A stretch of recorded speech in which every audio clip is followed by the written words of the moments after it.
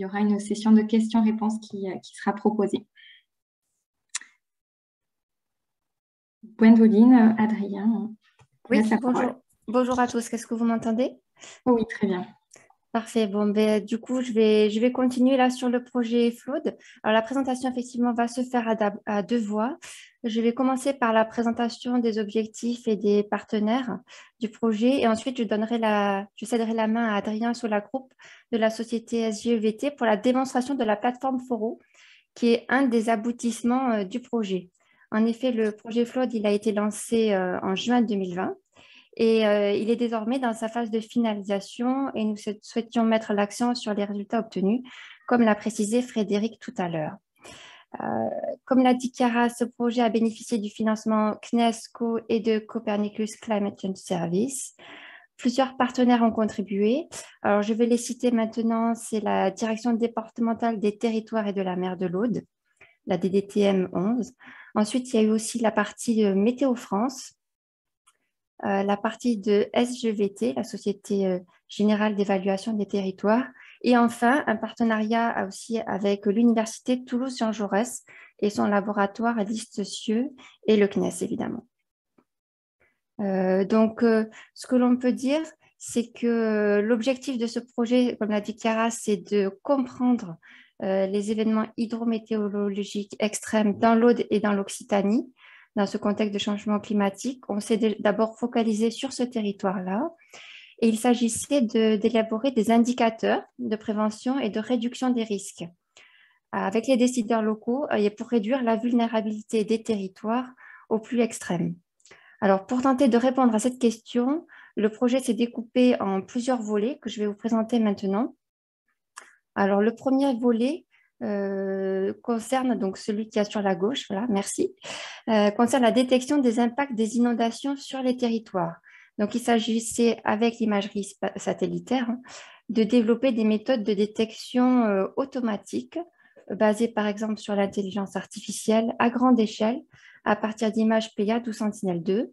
Alors, le type d'objet que l'on a regardé, c'est la détection des embâcles, ces accumulations de bois mort le long des cours d'eau, les vignes qui ont été endommagées, comme montré sur les images ici, l'orientation des cultures, et aussi pour avoir des informations complémentaires sur le territoire qui sont accessibles grâce à l'imagerie satellite comme informations complémentaires, telles que l'occupation du sol, les ripisylves.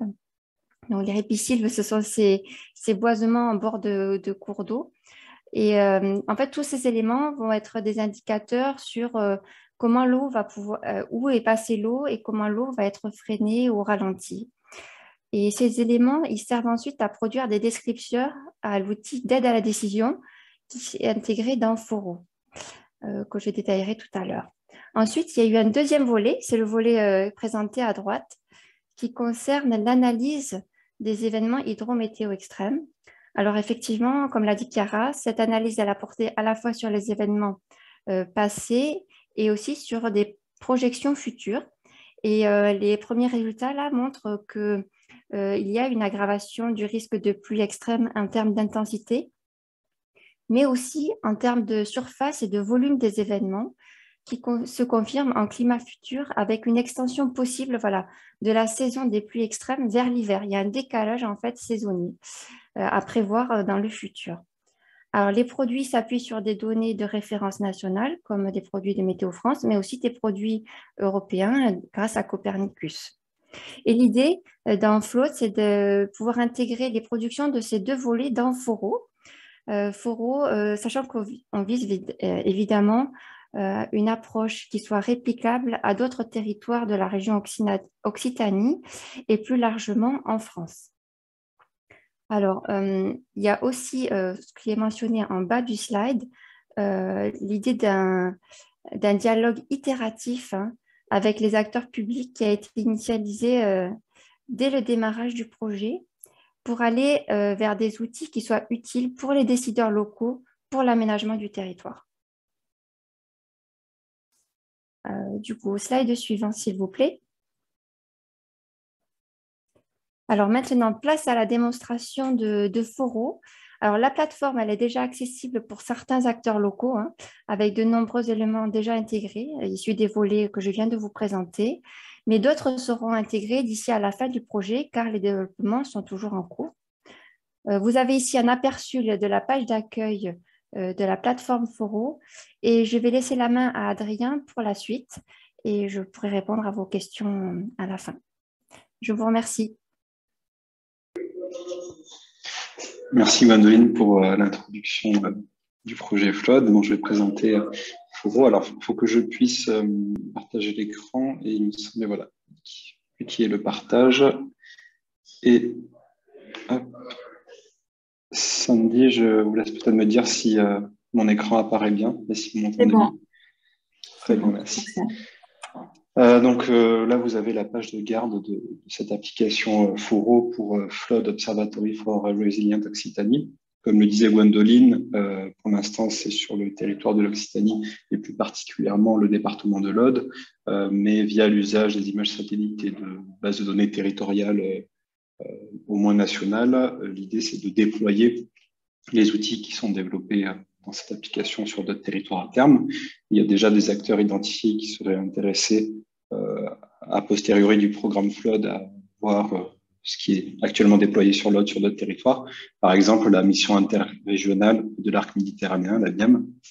Donc cette plateforme permet de porter à connaissance un certain nombre d'informations qui ont été développées dans le cadre du projet Flood, des informations géographiques dans une partie plutôt observatoire, qu'on a appelé Fort Observatoire, et des éléments plus documentaires dans une partie qu'on a appelée Foro Base de connaissances, qui va stocker principalement des publications de Flood, mais on a adjoint à cela une vaste base de connaissances de projets de territoire pour permettre aux utilisateurs d'aller s'inspirer sur d'autres pratiques que celles qui ont été synthétisées dans le projet Flood, mais j'y reviendrai plus tard.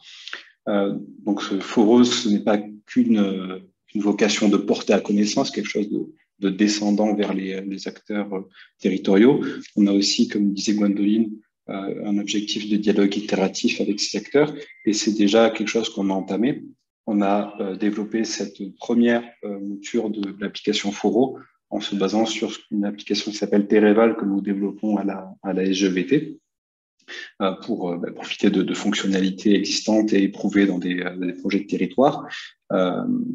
Donc, ça nous permet de déjà interagir avec des acteurs territoriaux, puisqu'on a actuellement une quarantaine d'utilisateurs qui appartiennent à 14 structures différentes sur le territoire de l'Aude, donc des structures à l'échelle du département comme la DDT ou à l'échelle de la région comme la DERAL, mais surtout 3 collectivités territoriales, la Chambre d'agriculture de l'Aude et le SMAR, un syndicat mixte de gestion de bassins versants.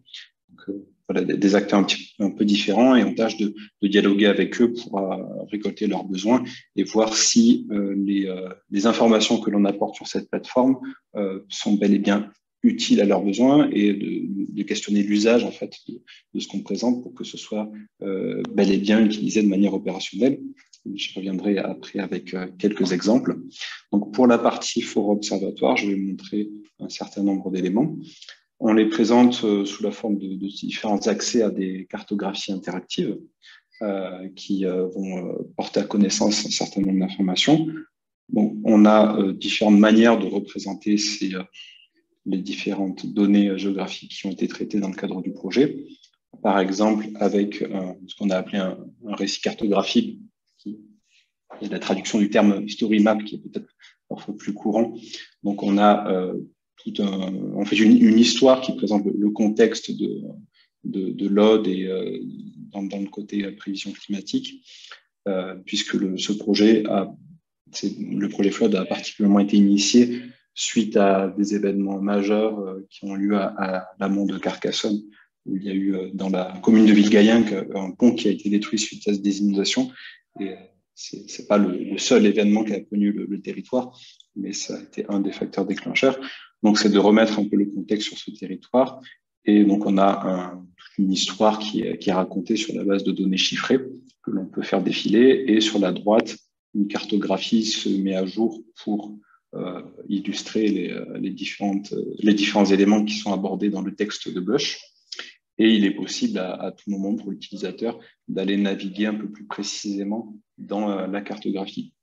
Là, c'est pour introduire ces éléments de manière un peu didactique, mais on a des accès à une information plus directe pour les utilisateurs, les techniciens, par exemple, qui veulent aller dans le détail des informations qui sont portées à connaissance. Je vais prendre l'exemple du descripteur que l'on a nommé densité bocagère, mais qui contient un certain nombre d'éléments, où là, nous présentons, vous voyez un carroyage dont la couleur, plus le vert est intense, plus il y a une densité de haies dans le carreau. Et pourquoi les haies? Parce qu'elles ont un rôle à jouer dans la réduction des phénomènes de ruissellement qui sont des facteurs aggravants des inondations. Et donc, il y a tout un ensemble, un panel de données qui est consultable.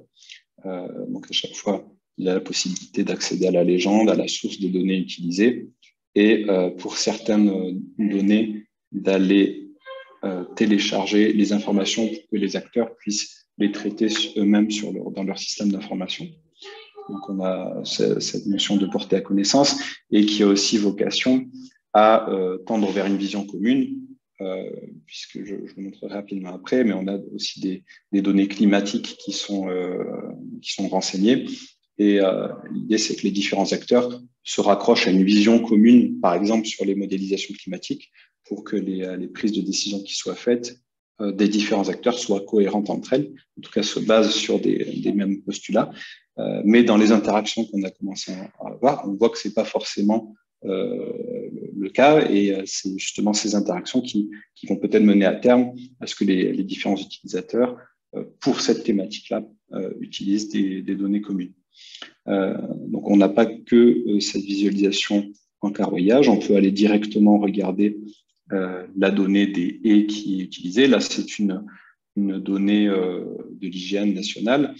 Je montrerai après des données qui sont issues de la télédétection produite par le CNES. Mais l'idée, c'est de consolider aussi cette base de données disponible dans Foro par ce qui peut être apporté par d'autres programmes SCO, par exemple comme Eagle Edge, ou ce que d'autres acteurs privés peuvent apporter en termes de télédétection de différents éléments ou de modélisation, tout ce qui permet de renforcer cette vision commune sur les phénomènes d'inondation. Donc là, vous avez les qui apparaissent et on va venir croiser ces informations avec d'autres données, comme là, la modélisation des pentes issues d'un modèle numérique de terrain. Et on va co-construire avec les acteurs les croisements d'informations qui paraissent intéressants pour la thématique des inondations. Par exemple, là, j'ai montré successivement les haies et les pentes, et on a mis en place des linéaires de haies qui ont été croisés avec les pentes. Donc, on peut visualiser les haies qui sont colorées en fonction du pourcentage de la pente qui le recoupe. Et ça va permettre d'avoir de l'aide à la décision pour prioriser des haies qui auraient un rôle par rapport au fait de freiner le ruissellement. Et pour détecter l'importance de ce rôle-là, il faut savoir est-ce que la haie se trouve sur une pente plus ou moins forte. Et on ajoute même d'autres informations, comme est-ce que cette haie, elle est perpendiculaire ou parallèle par rapport à la pente. Parce que dans un cas, ça vient freiner les ruissellements. Dans l'autre cas, ça peut les diriger, voire les accélérer en fonction de la conformation du terrain. Et ces questions-là, on tâche de les travailler avec les acteurs aussi pour avoir leur expertise locale. Ce n'est pas qu'une question de détecter leur usage, mais aussi d'en savoir plus sur ce qui est pertinent. Donc, on travaille avec différents experts. Là, cette information, en fait, on va la présenter de manière différente aux différents acteurs pour qu'ils puissent bien l'utiliser. Donc, je vais passer rapidement pour voir deux autres data visualisation qui utilisent différents aspects de ce qu'on peut proposer dans ce qu'on appelle pour l'instant Foro Observatoire, mais qu'on aimerait voir devenir des réels outils d'aide à la décision, donc qui sont associés à l'usage des acteurs. Donc ici, ce sont des embâcles qui ont été télédétectés sur la base d'images Sentinelle, où on peut afficher les dalles Pléiades qui ont servi à... Alors, je tombe sur une zone suffisante. donc les images qui ont servi à la télédétection de ces embâcles. Et pourquoi les embâcles? Bien parce que ça peut être des facteurs aggravants des phénomènes d'inondation quand ça vient bloquer les ouvrages d'art, mais ça peut aussi être des facteurs de réduction quand ils sont à l'amont des cours d'eau et qui ralentissent globalement l'écoulement des eaux pour tamponner les phénomènes d'inondation. Et c'est cette information du rôle qu'a un embâcle, et donc s'il faut l'enlever du cours d'eau ou pas, ça fait partie des éléments de la décision qu'on travaille. Et enfin, pour la partie Foro Observatoire, je vais vous montrer une data visualisation d'informations climatiques, puisque Foro s'inscrit dans la gestion des risques des inondations sur le temps long, dans une notion de résilience. Ce n'est pas un outil qui permet de réagir à l'instant comme des dispositifs comme Vigicru, mais plutôt d'apporter de l'aide à la décision pour la gestion sur le temps long, sur toute la matrice du paysage au niveau des inondations. Et il ne faut pas faire que se reporter aux phénomènes passés, mais regarder les phénomènes qui vont avoir lieu via des prévisions climatiques. Et une manière d'illustrer cela dans cette data visualisation, donc je ne vais pas montrer tout le détail, mais on va pouvoir visualiser la lame d'eau qui s'est produite durant 2 événements. Ici, c'est durant la tempête de 1999. Donc, on voit dans un laps de temps court l'intensité brusque des précipitations qui a eu lieu. Et si on passe sur, par exemple, l'événement de 2014, en fait, la conformation de l'événement fut totalement différente. Donc, c'est pour illustrer que si on se base uniquement sur un événement dans une conformation, les intensités ne sont pas les mêmes et surtout la répartition géographique n'est pas la même. Et par exemple, en 2018, donc je parlais de l'événement à l'amont de Carcassonne sur Villegayenque, c'est cet endroit-là qui a été le plus touché et la conformation de cet événement est drastiquement différente de ce qui a pu avoir avant. Donc maintenant, je vais passer à la partie Foro base de connaissances. Donc, il y a déjà plein d'informations, des données dans Foro Observatoire, mais l'idée d'avoir une base de connaissances documentaires, c'est de détecter des leviers d'action qui permettent d'agir en fonction des informations qu'on voit dans la partie observatoire. Et dans cette partie Foro base de connaissances, il y a tout un tas de projets de territoire qui ont été indexés, de publications, d'actualités sur le sujet des inondations et d'informations juridiques pour détecter des leviers et des possibilités par le biais de jurisprudence qui aurait déjà été établie ou des codes de l'environnement et un code de l'urbanisme. Donc, par exemple, si un acteur se pose une question sur le rôle des haies qui seraient perpendiculaires par rapport à la pente, il va pouvoir trouver dans différents documents les mentions des termes, les haies perpendiculaires par rapport à la pente. Par exemple, ici, on a un PLUI, un plan local d'urbanisme intercommunal qui remonte, et on va voir que dans ces orientations, il y a un document qui parle de haies perpendiculaires à la pente. Et on peut y accéder directement, donc, tous ces documents ont été indexés, et on voit que l'on tombe sur une prescription qui a été établie par ce PLUI pour donner des bonnes pratiques de plantation de haies en fonction de leur orientation par rapport à la pente et également au regard de le pourcentage de cette pente-là. Donc, ça va permettre de détecter des bonnes pratiques qui sont déjà effectuées par certains acteurs et on va avoir aussi accès, si par exemple je tape inondation, c'est un terme très large, et si je tape inondation et qu'on va voir dans la partie des publications, on va trouver un certain nombre de publications qui parlent des phénomènes d'inondation. Et ce qu'il va y avoir dans cette partie publication, là, ce n'est pas encore tout à fait complet, mais il y aura un certain nombre de livrables produits dans le cadre du projet FLOD. Également de la documentation qui est fournie par les acteurs territoriaux. Là, le premier que vous voyez apparaître, c'est la Chambre d'agriculture, une personne de la Chambre d'agriculture qui nous a recommandé de mettre à disposition ce document-là. Et on va aussi trouver une dernière catégorie de documents qu'il faut peut-être qu'on mette plus en avant. C'est dans le cadre du projet FLOD, nous éditons des guides de bonnes pratiques pour clarifier comment utiliser la plateforme Foro pour traiter du phénomène, des différentes thématiques qui sont abordées. Donc, par exemple, là, on va retrouver par rapport au rôle des haies, différents exemples en fait qui sont présents dans des documents comme le SRADET, qui est un schéma régional, dans le SCODE, qui est les schémas de cohérence territoriaux. Bref, des bonnes pratiques un peu plus synthétisées pour se dire, dans Forum Observatoire, j'ai un descripteur qui parle des haies par rapport aux pentes.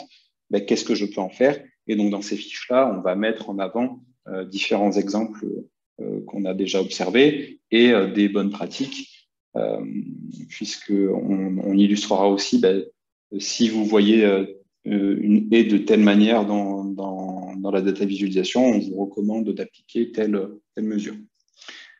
Donc voilà pour un petit peu pour toute la diversité présente dans l'application.